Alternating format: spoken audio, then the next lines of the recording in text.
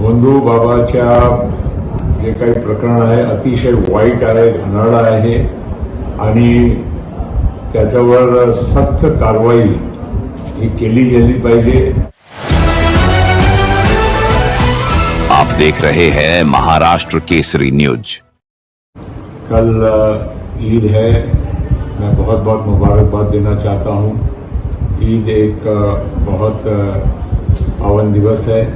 एक महीने के रमज़ान के रोज़े के बाद हमारे भाई बहन ईद मनाते हैं और एक सभी में एक महीना बड़ी उपासना करके हमारे मालिक अल्लाह को सबने स्मरण किया और बहुत एक जिसको कहते हैं कि 30 दिन का उपवास बहुत ही तपस्या का एक प्रतीक है और मुस्लिम भाइयों बहनों को कल ईद के लिए मैं बहुत बहुत मुबारकबाद देना चाहता हूँ। ऐसा है, हा भोंदू बाबाचा व्यक्तीचा फार काही पूर्वी कोणाला माहीत नव्हता। एक काही दिवसापूर्वी जे समोर आलेलं आहे, सरकारने तातडीनं त्याच्यावर कारवाई केली आहे आणि त्यामुळे लवकरच या सगळ्या प्रकरणामध्ये जे कोणी सोबत असतील किंवा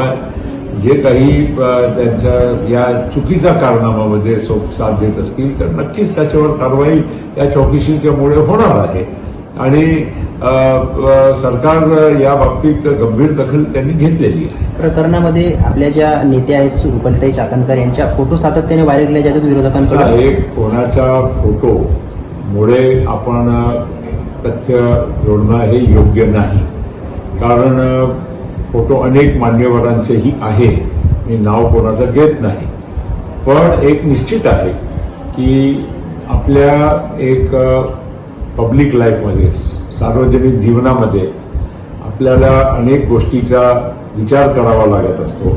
आपला कोणाबरोबर आपला म्हणजे प्रवास आहे, सोबत आपण कोणाबरोबर उठणं बसणं करतो हेही महत्त्वाचं असतो आणि त्यामुळे कुठल्याही समाजामध्ये किंवा कुठल्याही व्यक्तींच्या मनामध्ये संशय निर्माण होणं ही काही चांगली गोष्ट नाही। म्हणून आम्ही नक्कीच आज आणि उद्या सुट्टी आहे, पण नक्कीच आम्ही याच्यावर चर्चा करू। आमचे नेते सुनेत्रा वहिनी पवारांच्या सोबतही आम्ही चर्चा करणार आणि निश्चित 1-2 दिवसामध्ये पक्ष जे काही असेल योग्य कारवाई करतील। अनेक राष्ट्रवादीचे नेते होते आणि रुपाली चाकणकर यांचे 3 व्हिडिओ समोर आले आहेत आणि अनेक लोकांकडून राजीनाम्याची मागणी करत आहे। आपण काय राजीनामा घेणार का? भोंदू बाबाच्या जे काही प्रकरण आहे अतिशय वाईट आहे, घाणेरडं आहे आणि त्याच्यावर सक्त कारवाई ही केली गेली पाहिजे। त्यांची अटक झाली आहे, महाराष्ट्र सरकार त्याच्यावर बाकीची कारवाई निश्चित करणार आणि ज्या लोक त्यांच्या सोबत या कामामध्ये जर राहिले असेल तर निश्चित त्यांचाही म्हणजे तपासणीमध्ये चौकशीमध्ये समोर नाव आलं तर त्याच्यावर ही कारवाई तातडीनं आणि सक्तीनं केली गेली पाहिजे। तर काही राजकीय लोकांचा नाव त्यांच्याशी काही जोडलं गेलं आहे।